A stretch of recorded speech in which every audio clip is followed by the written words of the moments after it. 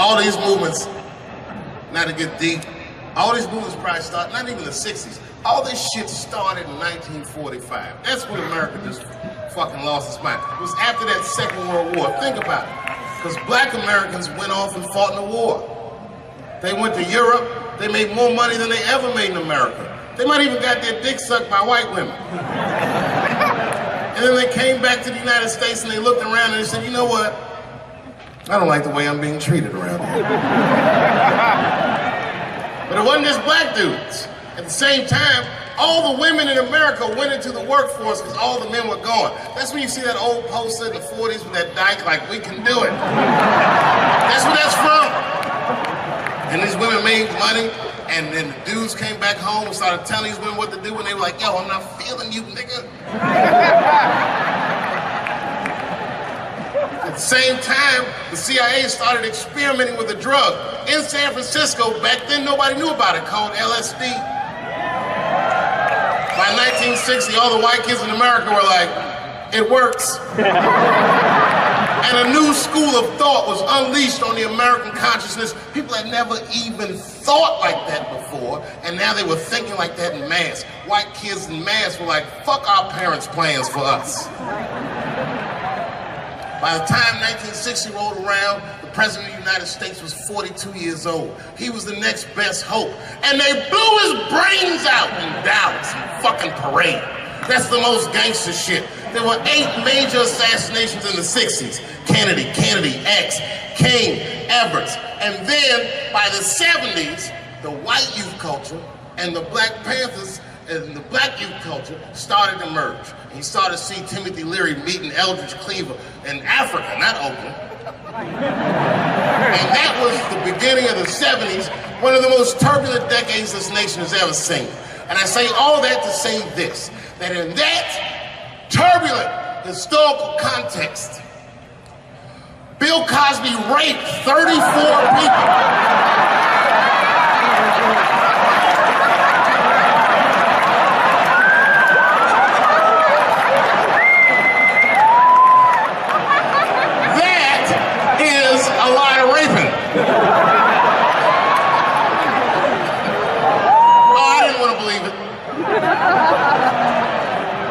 Every time I turned on the TV, I saw another old woman describing one of these antique rapes.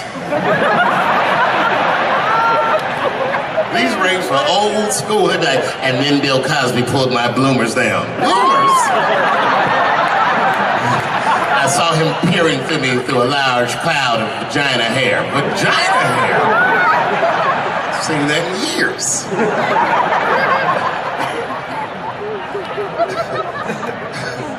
I saw that shit. I said, these people are obviously trying to destroy Dr. Cosby's rich legacy. Right? 34 allegations later, I was still like, man, they probably only raped 13 or 14 of those people. Do all that raping. It's like 50 fucking rapes. And don't forget, each one of these rapes have 8 hours of sleep in them. It's like 1,000 hours of rape. Packed into an otherwise busy schedule. Short corporate rapes, that's what I support.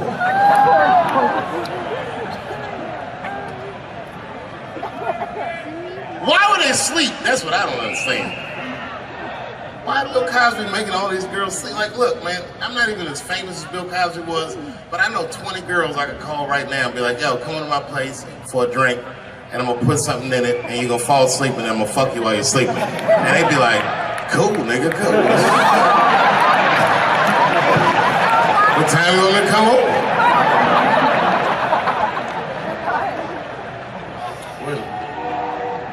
Is that a train here, that train? Trains do something to black people. Didn't you feel like running for that train? I've never been in a situation where I needed something about being black, nigga. You just, when you hear a train whistle, you're like, I've got to go.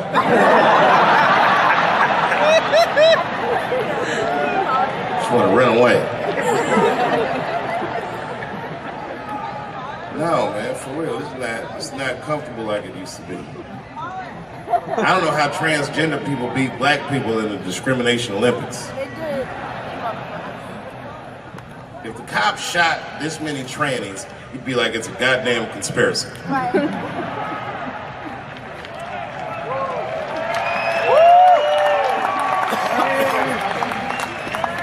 The niggas gonna start wearing high heels just to feel safe.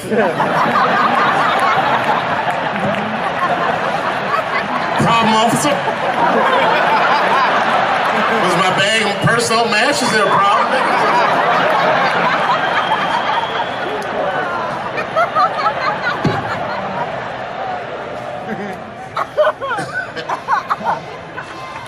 There's too many, man. It's too many. There was one good one in California where the lady got beat up in traffic. You see that shit on YouTube? Yeah. And they beat the shit out of her. You watch the tape, you be like, well, what did she do? Turns out she didn't even do anything. But the good news is the city of LA decided that the court should award her $1.5 million for pain and suffering. Which, if you know anything about money, is as much Marcus Maidana made to fight Floyd Mayweather the second time. It's pretty good considering this woman never trained a day in her life. You can see it in the tape, she didn't come to fight. She took too many shots. She covered her gut, punched her face, she just wasn't doing it right.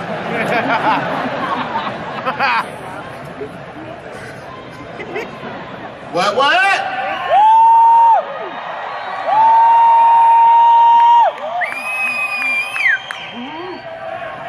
You know what's funny about being in San Francisco? First of all, the city's not even gay anymore. Gay people can't afford to live there.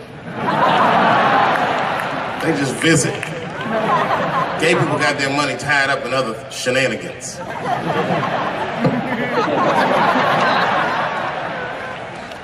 Where you from, bro? Where? Canada? Well, all right, you can get off the watch list. You know, America has a racial hot seat, which belongs to black Americans, but I know you sat in it for a while. I can honestly say Arabs and Mexicans sat in that seat. And we, the black Americans, would like to thank you both for your sacrifice and your struggle. Everybody goes through something, but at least I can leave my backpack someplace. If you leave your backpack, you got 20 minutes to find that shit before they send a robot to blow your luggage up. Don't you remember San Francisco where that motherfucking tiger jumped out of the cage and bit those people up? And San Francisco is so gay, the whole city blamed the tiger. No, they blamed the victims.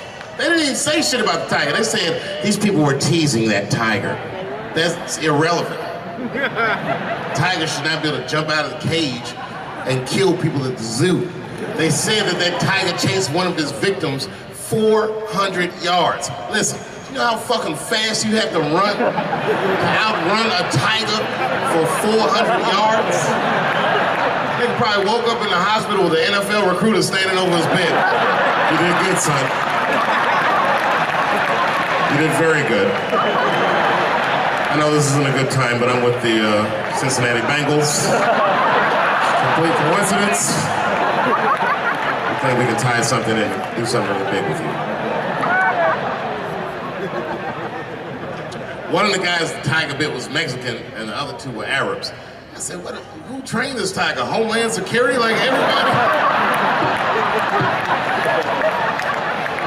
I gave that tiger some beans. You smell those beans? You can smell that. Go get them. There's some curry.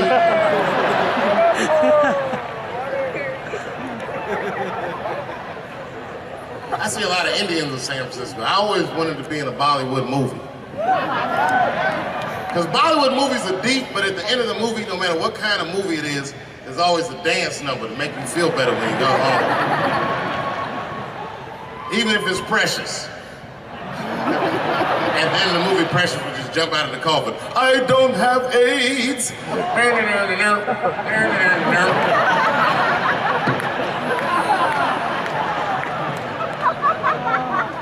You ever see Precious? Boy, that was a sad movie. Yeah, that was tough. If you haven't seen it, you know all the statistics of living in urban life in America. But if you could picture all those statistics happening to one person for 90 minutes, that was Precious. Life through the book of that fat bitch.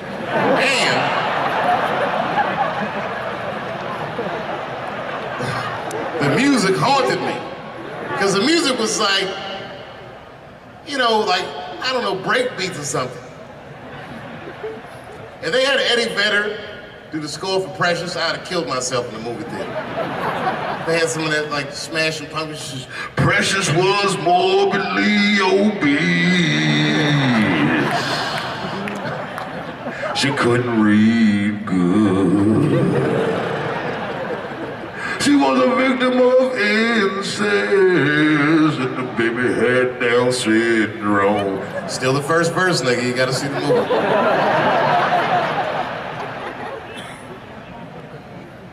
She caught AIDS at the end. She might have had it the whole movie, but at the end she found it.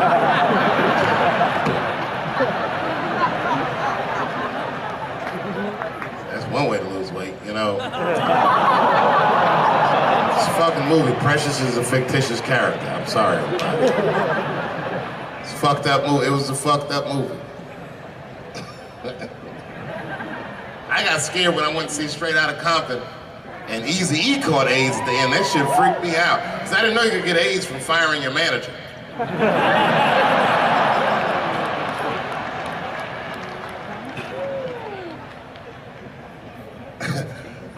You didn't see Straight Outta Compton? Eazy-E caught AIDS in the last 10 minutes of the movie. He just started, you good, nigga? You all right? Yeah, I'm good. Who catches AIDS like that?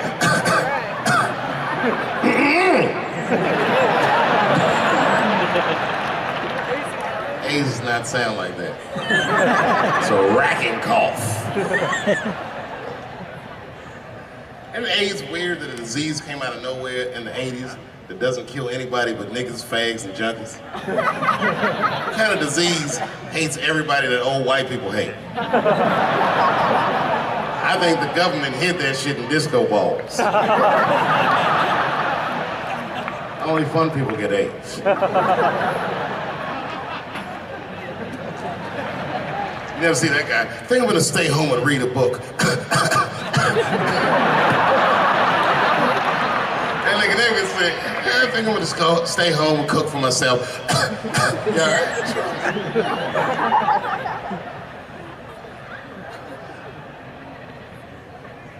Remember when Donald Sterling made that tape? Said all those bad things about black people? That tape was fucked up. But that goes to show everybody, if you get old and white and racist in America, whatever you do, don't tell your black girlfriend about that shit, because that's who made the tape. She taped everything. The tape was embarrassing. He was like, stop bringing these black guys to my games. We were all listening like, well, how you gonna have a game without us? There's gonna be a lot of bounce passes and layups in that shit. And then it turned out the black guy he was speaking of was none other than Magic Johnson, NBA legend and billionaire. Unfucking believable. Didn't even mention the fact that he had AIDS, which is the first thing I would say to my girlfriend. This guy must be very racist if AIDS is the footnote.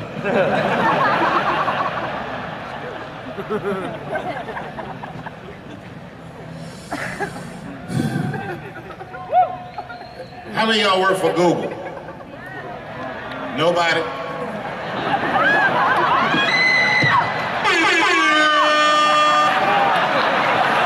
Thanks, Fuse. That air horn always pushes the joke through. You ever do something regular, but if you do it with the air horn, it sounds better. Like once I pulled my dick out at a New Year's Eve party. Real traumatic experience. I'd been drinking. It's really fucked up. I had to make all new friends. I did it on the 10 count. The motherfuckers was like, 6, 5. And I was saying to myself, what if I pulled my dick out? They said 3. And then I looked down and said, oh no, it's out!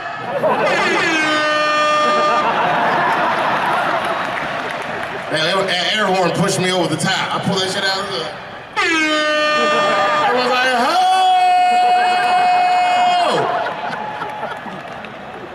Man, when that nigga pulled his dick out, that really set the party off.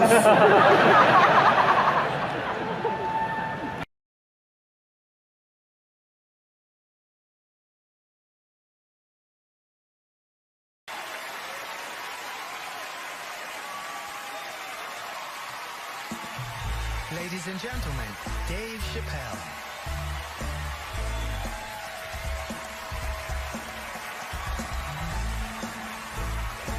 Thank you. Oh boy, I'm very nervous. No pressure. During the Civil Rights Movement, I can't read what's on the teleprompter.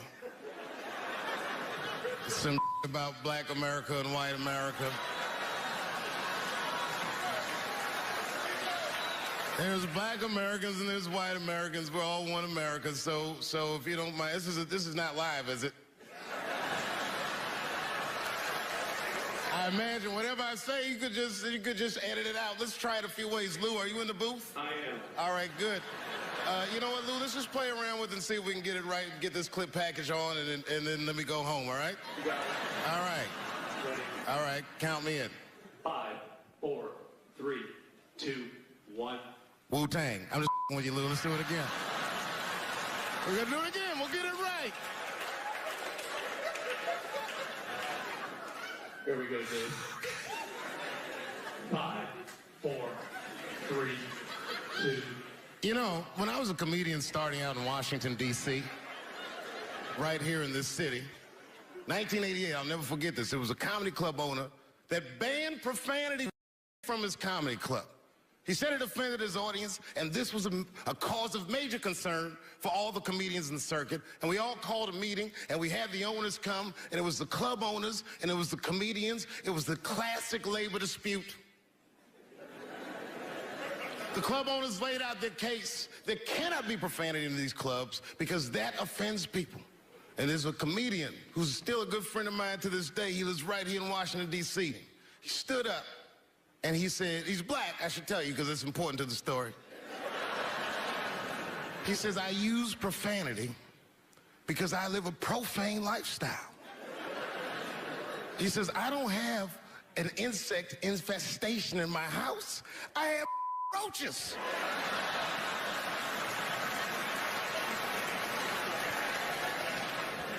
My favorite comedians are like musicians, and the audience is their instrument.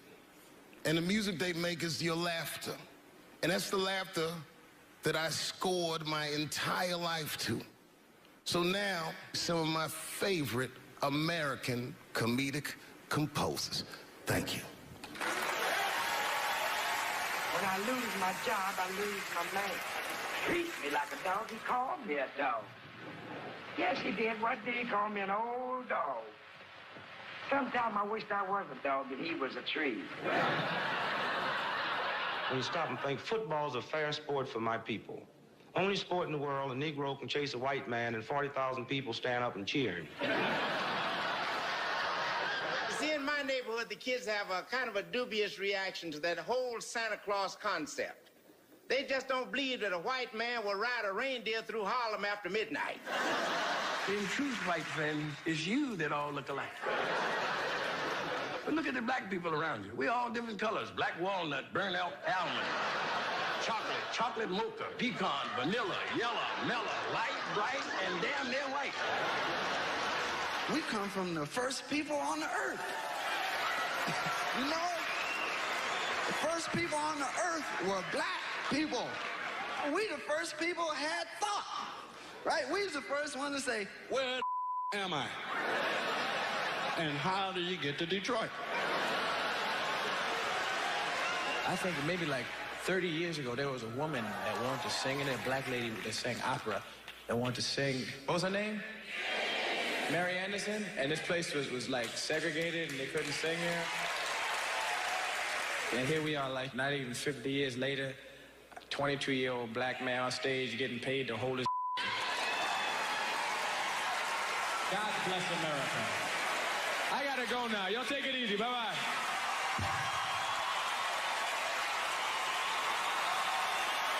Janelle Monáe, Will Smith, Common, Gladys Knight, and John Legend when we continue. Yeah, man. Well, you ladies are right. To be honest with you, your lives look terrifying to me. They do, man. I know nothing about being a woman, but I know fear. Yo, I used to live in New York when I was 17, and I couldn't even pay my bills. You know what I did to make money? I used to do shows for drug dealers that wanted to clean their money up. And one time I did a real good set, and these motherfuckers called me in the back room. They gave me $25,000 in cash. It's probably 18, 19 years old. I'm scared.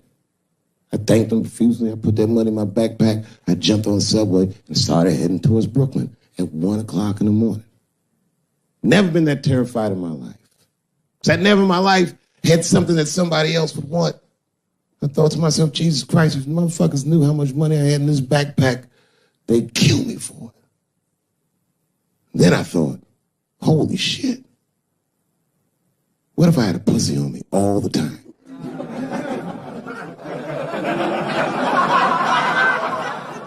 That's what women are dealing with. I'm gonna tell you right now. It's real talk. If them same drug dealers gave me a pussy and said, put this in your backpack and take it to Brooklyn, I'd be like, nigga, I can't accept this.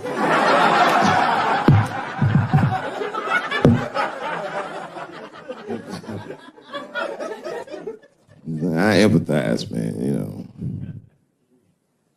Everybody gets mad because I say these jokes. But you understand that this is the best time to say them. More now than ever. And I know there's some comedians in the back. Motherfucker, you have a responsibility to speak recklessly. Otherwise. New York Times said that Louis C.K. jizzed on his own stomach. You know, I've busted a lot of nuts in my day. None of them were newsworthy. Shit was really gross, because they didn't just say it like I said it. They didn't just say jizz on the stomach. They said it in that fucking Pulitzer Prize-winning style that the New York Times has. It was very descriptive, like, you know what I mean? Louis C.K.'s semen shot out like a volcano of misogyny, slowly drizzling down like lava, covering his freckled penis as it slowly dripped to a fiery crown of red hair. Jesus Christ, I'm trying to eat some huevos rancheros and these niggas is...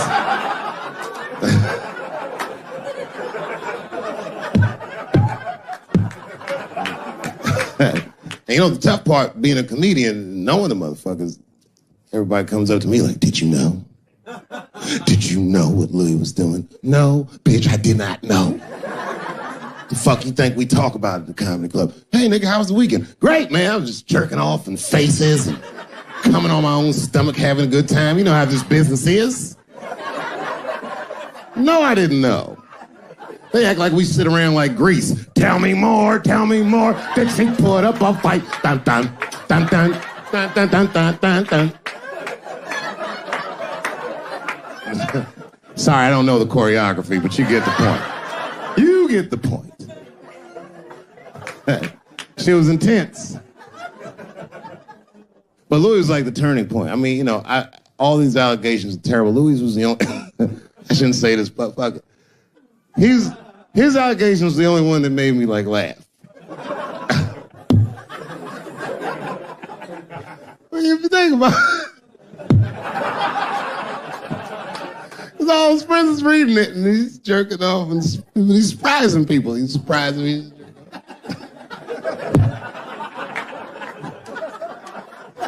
I just picture all the comics in comedy just reading it like, what?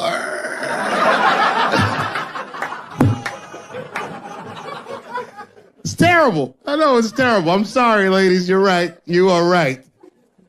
But at the same time, I mean, you know what I mean? I don't know. Jesus Christ, they took everything from Louis. I was like, I don't know, it might be disproportionate. I can't tell. I can't tell. This is like where it's hard to be a man. One lady said, Louis C.K. masturbating in front of me. ruined my comedy dreams. Word? Well, then I dare say, madam, you may have never had a dream. Come on, man, that's a brittle spirit. That is a brittle-ass spirit, nigga. That shit is too much. This is a grown-ass woman. You know what this shit is like? It's like COINTELPRO. You know what that is? It's a program that the FBI had on J. Edgar Hoover. In this program, one of the many things they did was they would track the sexual habits of anyone they considered an enemy of the state. It was a lip button. That's why they got all these fucking sex tapes with Martin Luther King fucking bitches. But lucky for us, he actually had a dream. You think if Louis C.K. jerked off in front of Dr. King, he'd be like, I can't continue this movement.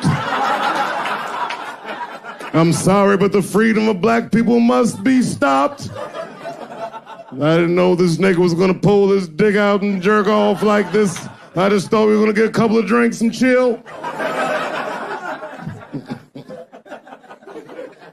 Show business is just harder than that. Them women sounding like, I hate to say it, they sound weak. I know it sounds fucked up, I'm not supposed to say that, but one of these ladies was like, Louis C.K. was masturbating while I was on the phone with him. Bitch, you don't know how to hang up a phone?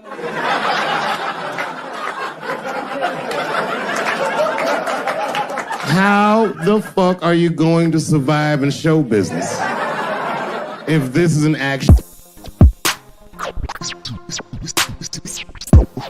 Cross Groove introduces DJ One Cross Evro.